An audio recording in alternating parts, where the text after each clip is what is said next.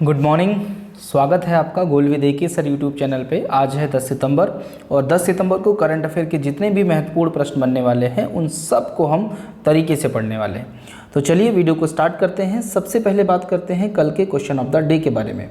कल का जो क्वेश्चन ऑफ द डे था उसकी अगर बात की जाए तो आपसे पूछा गया था कि अंतर्राज्यीय परिषद का गठन किस अनुच्छेद के तहत किया गया है या किया जाता है, और साथ ही साथ आपको ये भी बताना था कि अंतर्राज्यीय परिषद का कार्य क्या होता है। तो अंतर्राज्यीय परिषद की अगर हम बात करें तो ध्यान दीजिएगा, इसको हम लोग बोलते हैं इंटर स्टेट काउंसिल। क्या बोलते हैं? इंटर स्टेट काउंसिल इसको हम लोग बोलते हैं। अब इसके गठन की बात करें तो अनुच्छेद 263 के तहत इसका गठन किसके द्वारा किया जाता है? प्रेसिडेंट यानी राष्ट्रपति के द्वारा किया जाता है।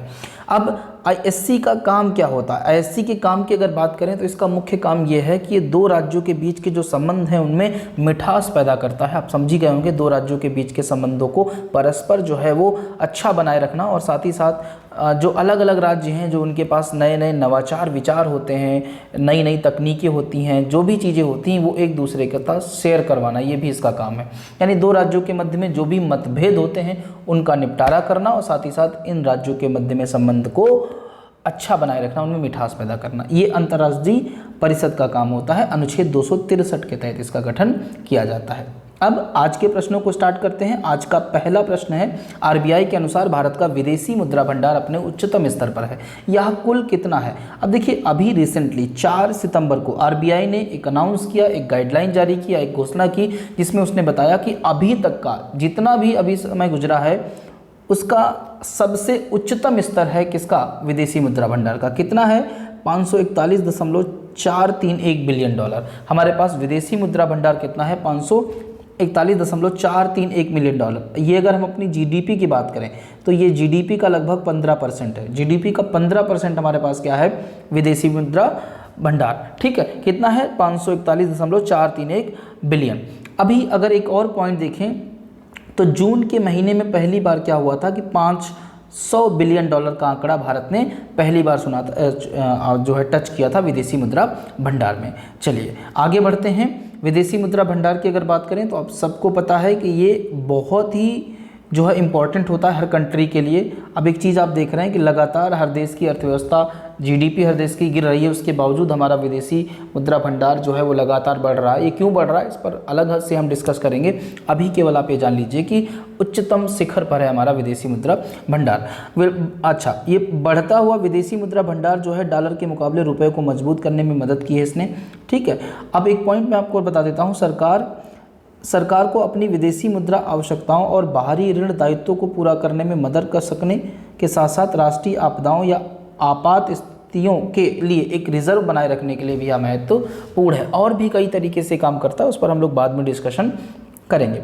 अब बात करते हैं अगले दूसरे प्रश्न की ओर। दूसरा प्रश्न दिया हुआ है, हाल में ही भारत हाइपरसोनिक यान का सफल परीक्षण करने वाला दुनिया का कौन सा देश बन गया है? ठीक है, कौन सा देश बन गया है? तो मैं आपको बता दूँ, चौथा देश बन गया है भारत।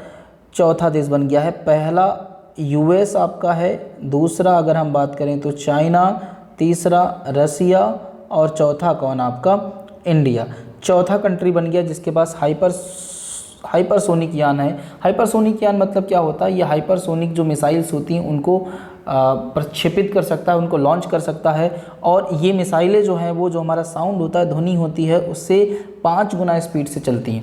ठीक है, और इसने तो साउंड की जो है 6 गुना स्पीड जो है वो अंतरिक्ष में जाकर प्राप्त की, जब डीआरडीओ ने इसका जो है परीक्षण किया। इसको किसने बनाया है? डीआरडीओ ने बनाया है। पूरी तरीके से देसी है, याद रखिएगा। बाकी इस पर बाद में डिटेल में बात करेंगे। अगले प्रश्न की ओर बात करें तो अगला प्रश्न दिया हुआ है, हाल में ही कौन सा ऑस्ट्रेलियाई पूर्व क्रिकेटर भारत के लिए व्यापार दूत नियुक्त किया गया है? तो भारत और ऑस्ट्रेलिया के बीच जो व्यापारिक संबंध है उनको बढ़ावा देने के लिए मैथ्यू हेडन को क्या किया गया है? व्यापार दूत नियुक्त किया गया है, व्यापार दूत। ठीक है, मैथ्यू हेडन की बात करें तो ये आप देख रहे हैं इमेज मैथ्यू हेडन की, इनको आप बहुत अच्छे से जानते हैं, बताने की आवश्यकता नहीं है। अगले प्रश्न की ओर बढ़ते हैं। अगला प्रश्न है, कौन व्यक्ति हाल में ही FADA के 35वें अध्यक्ष के रूप में नियुक्त किए गए हैं? अब FADA ये क्या है, साथ ही साथ इसके अध्यक्ष कौन नियुक्त किए गए हैं, इन सब पर हम लोग बात करते हैं। आंसर की बात करें तो इसका क्या होगा? विंकेश गुलाटी। विंकेश गुलाटी कहाँ से हैं? यूपी से हैं, और ये पहले ऐसे यूपी के व्यक्ति हैं जिनको FADA का अध्यक्ष चुना गया है। और कौन से अध्यक्ष हैं? ये 35वें अध्यक्ष हैं। अब विंकेश गुलाटी की फ़ोटो देख लीजिए, आप दर्शन कर लीजिए। ये विंकेश गुलाटी हैं मोटी मोटी मूँछों के साथ, ठीक है। अब उत्तर प्रदेश से हैं, तो उत्तर प्रदेश के जो भी लोकल स्टेट एग्ज़ाम देते हैं लोग, उनको याद रखना, इस प्रश्न को पूछा जा सकता है।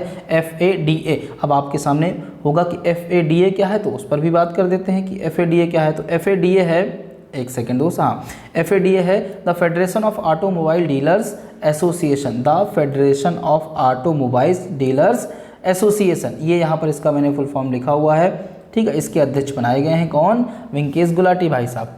चलिए, अब अगर ऑटोमोबाइल्स डीलर्स एसोसिएशन की बात करें तो 1964 में इसका गठन हुआ था या इसकी स्थापना हुई और नई दिल्ली में इसका हेडक्वार्टर है। अगले प्रश्न की ओर बढ़ जाते हैं। अगला प्रश्न है, किस टेलीकॉम कंपनी ने हाल में ही अपना नाम बदलकर वी किया है, VIV किया है? तो वी मतलब वोडाफोन, आई मतलब आइडिया, तो वोडाफोन आइडिया। आपको अगर पता हो तो अगस्त 2018 में क्या हुआ था? वोडाफोन और आइडिया का मिलन हो गया था। ये दो जिस्म एक जान हो गए थे, लेकिन अभी तक ये अपने नाम से ही सर्विस प्रोवाइड करवा रहे थे। अब इनका नाम क्या हो गया है? वी, ठीक है। और इसके लिए इन्होंने एक ऑफिशियल न्यूज़ भी किया, यहाँ पर लिखा हुआ है मीडिया ब्रीफ। इसके लिए इन्होंने ये कहा भी, टुगेदर फॉर टुमारो, ठीक है। तो याद रखिएगा ये। अब बात करते हैं अगले प्रश्न की ओर। अगला प्रश्न है कि शहर में sanitisation on one calls service शुरू की जाएगी। ये मैं आपको बता दूं कि लखनऊ में स्टार्ट किया गया है। लखनऊ का जो प्रशासन है, लखनऊ प्रशासन ने कोविड-19 महामारी के मद्देनज़र sanitisation on one call service शुरू की है। इसमें क्या होगा कि अगर आपके आसपास कोई कोविड पेशेंट निकलता है, ठीक है, तो आप क्या कर सकते हैं, ये हेल्पलाइन नंबर है, इस पर कॉल कर अपने आसपास क्या करवा सकते हैं? सैनिटाइजेशन करवा सकते हैं। तो लखनऊ में शुरू किया गया है। आगे बात करें, अगला प्रश्न है प्रश्न नंबर 7। अब प्रश्न नंबर 7 दिया हुआ है, ध्यान दीजिएगा कि हाल में ही किस खिलाड़ी को US ओपन से डिसक्वालीफाई कर दिया गया? अच्छा प्रश्न है ये, ठीक है, पूछा जाएगा। अच्छा का मतलब इनके साथ तो बहुत बुरा हुआ है, लेकिन प्रश्न अच्छा है। डिसक्वालीफाई कर दिया गया है, तो मैं आपको बता दूं कि नोवाक जोकोविच को क्या कर दिया गया है? डिसक्वालीफाई कर दिया गया है। क्यों किया गया वो मैं आपको बताता हूँ। नोवाक जोकोविच का मैच चल रहा था, प्री क्वार्टर फाइनल मैच था, किसके साथ?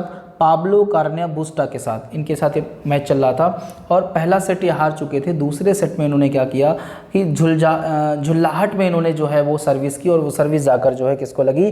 वहाँ पर बैठे हुए जज को। तो इनका व्यवहार लोगों को पसंद नहीं आया। हालांकि इन्होंने तुरंत जज को सॉरी भी बोला, तमाम सारी बातें भी हुई, लेकिन इसके बावजूद जो है इनको क्या कर दिया गया? पूरे US ओपन से बाहर कर दिया गया है, याद रखिएगा। अब US ओपन की बात हुई तो मैं कुछ पॉइंट आपको बता देता हूं कि हर साल 4 बड़े टेनिस टूर्नामेंट खेले जाते हैं, ठीक है। अब इनमें सबसे पहले साल की बिल्कुल शुरुआत में कौन सा होता है? ऑस्ट्रेलियाई ओपन, ऑस्ट्रेलियन ओपन होता है। ऑस्ट्रेलियाई ओपन की बात करें तो हार्ड कोर्ट यानी सीमेंटेड जो पिच होती है उस पर खेला जाता है और 1905 में इसकी शुरुआत हुई थी। दूसरा जो टूर्नामेंट होता है साल का, वो फ्रेंच ओपन, जो कि मिट्टी की सतह पर खेला जाता है, 1891 में शुरू हुआ था। तीसरा टूर्नामेंट साल का विंबलडन, घास के मैदान पर खेला जाता है, 1877 में शुरू हुआ था। कब? 1877 में शुरू हुआ था। US ओपन साल का अंतिम टूर्नामेंट है जो अभी चल रहा है, हार्ड कोर्ट पर ये भी खेला जाता है, 1881 में इसकी शुरुआत हुई थी। चलिए अगले प्रश्न की ओर बढ़ जाते हैं। अगला प्रश्न है, फिच रेटिंग्स ने चालू वित्त वर्ष 2020-21 में भारतीय अर्थव्यवस्था में कितने प्रतिशत की भारी गिरावट का अनुमान लगाया है? तो आपको अगर मैं बता दूं, थोड़े दिन पहले ही आपने देखा था कि हमारा जो वित्तीय वर्ष कब से शुरू होता है? अप्रैल से लेकर मार्च तक वित्तीय वर्ष रहता है। तो अप्रैल प्लस मई प्लस जून, इन 3 महीनों का जो हमारा GDP जारी किया गया था वो बहुत ही ज़्यादा फॉल डाउन उसका हुआ। कितना? 23.9% जो है वो GDP क्या हो गई? गिर गई, ठीक है। तो अब अगर पूरे वित्त वर्ष की बात करें तो पूरे वित्त वर्ष में फिच के अनुसार 10.5% की क्या रहेगी? गिरावट रहेगी, जो कि बहुत ही भारी गिरावट है। मतलब हमारी दोस्त बहुत हालत ख़राब होने वाली है, तैयार रहिए। रोज़गार और ज़्यादा ख़त्म होने वाले हैं, देने की तो बात ही छोड़िए, लेकिन आप लड़ते रहिए, लाइट वगैरह ताली थाली जो भी है बजाते रहिए, ठीक है। आगे बात करें तो एक मैंने फिगर है वो मैं थोड़ा सा आपको समझाना चाहता हूं कि अगर हम बात करें कि 2012-13 से 2012-13 की अगर बात करें तो आप यहां पर देखिएगा GDP कितनी थी? ये 7.49%। फिर उसके बाद हम बात करें तो 2013-14 में जो है 7.34%, थोड़ी सी गिरी थी लेकिन ठीक थी। इस तरीके से जो है ये आप पूरा देख रहे हैं। उसके बाद 8.7 तक गई है 2014-15 में, और उसके बाद अगर बात करें तो गिरना स्टार्ट हुई है। एक बार थोड़ा सा गई ऊपर, लेकिन उसके बाद लगातार ये गिरती ही चली आ रही है। लास्ट 2019-20 में कितनी थी? 4.5%, और इस बार तो हमको निगेटिव में जाना पड़ेगा। 4.5% थी पिछले साल की, तो इस साल कितनी गिरावट बता रहा है? फिच कितना बता रहा है? 10.5% की गिरावट बता रहा है। तो हालत ख़राब होने वाली है दोस्त, ठीक है। चलिए फिच की अगर बात करें तो फिच क्या है कि टॉप रेटिंग एजेंसी है। फिच के साथ साथ दो और टॉप रेटिंग एजेंसी, उनके बारे में बात कर लें। एक मूडीज है 1909 में, फिच 1914 में, स्टैंडर्ड एंड पुअर्स 1860 में। सबसे पुरानी कौन है? Standard and Poor's. कुछ इंडियन भी रेटिंग एजेंसी हैं, उन पर कभी हम बात करेंगे। एक वीडियो पड़ा हुआ है मेरा, रेटिंग एजेंसीज़ क्या होती हैं और क्रेडिट रेटिंग क्या होती है, सब मैंने आपको बताया हुआ है, आप उसको देख सकते हैं। इस वीडियो के लिंक में, डिस्क्रिप्शन में उसका लिंक मैं दे दूंगा। आगे अगर बात करें तो अगला प्रश्न देखिए दिया हुआ है, निम्न में से किस राज्य में पर्यटन को बढ़ावा देने हेतु नदियों में क्रूज चलाने की शुरुआत की जाएगी? तो उड़ीसा के जो मुख्यमंत्री हैं उनको लग रहा है कि हालत बहुत ख़राब है उड़ीसा की भी, कोविड-19 के कारण राजस्व आ ही नहीं रहा है। तो पर्यटन को बढ़ावा देते हैं, इसके लिए नदियों में क्या करेंगे वो? क्रूज। आप जानते हैं क्रूज क्या होते हैं? बोटिंग वगैरह टाइप की होती है, लेकिन थोड़ा सा क्रूज टाइप के जो होते हैं समुद्र वगैरह में जो चलते हैं, उनको जो है चलाया जाएगा। चिल्का झील वगैरह उनमें सब में चलेंगी ये, और लोग जो है आकर्षित होंगे, नहाएंगे, धोएंगे, घूमेंगे, मौज करेंगे, ठीक है। इससे सरकार को पैसा आएगा। तब उड़ीसा याद रखिएगा। अब आगे बात करते हैं प्रश्न नंबर 10 की। प्रश्न नंबर 10 दिया हुआ, इटालियन ग्रैंड प्रिक्स 2020 का विजेता निम्न में से कौन है? इटालियन ग्रैंड प्रिक्स 2020 का विजेता निम्न में से कौन है? तो इसकी बात करें तो इसमें एक नाम आप देख रहे होंगे कि पियरे गैसली। क्या नाम है? पियरे गैसली। ये जीते हैं, पहली बार जीते हैं। ये इमेज आप देख रहे हैं, सुंदर सा लड़का जो है यही जीता है, पियरे गैसली, इटालियन वाली जो होती है। अब आगे अगर हम बात करें तो एक पॉइंट आप इसमें और देख लीजिएगा कि हैं कहाँ के ये। पियरे गैसली की बात करें तो फ्रांस के हैं। इन्होंने इटली के ऑटोड्रोमो नाजियोनेले मोजा में, ये शहर का नाम है भैया, याद कर लेना, लिख लेना, आयोजित फार्मूला 1 इटालियन ग्रैंड प्रिक्स 2020 जीत लिए, ठीक है। दूसरे नंबर पर कार्लोस सेंज रहे हैं जो कि स्पेन के हैं, और तीसरे नंबर पर लॉन्स स्ट्रोक रहे हैं जो कि कनाडा के हैं। तो आज के ये 10 क्वेश्चन थे इस वीडियो में। उम्मीद कर रहा हूँ आपको पसंद आए होंगे और आप इनके नोट्स बनाते हुए चलेंगे, जिससे जब एग्ज़ाम आपका होने वाला हो तो आप तुरंत जो है क्या कर सकें, एग्ज़ाम के कुछ दिन पहले सारा करंट अफेयर रिवीजन कर सकें, उसका रिवीजन कर सकें। तो आज के वीडियो को यहीं तक रखते हैं। Thank you very much.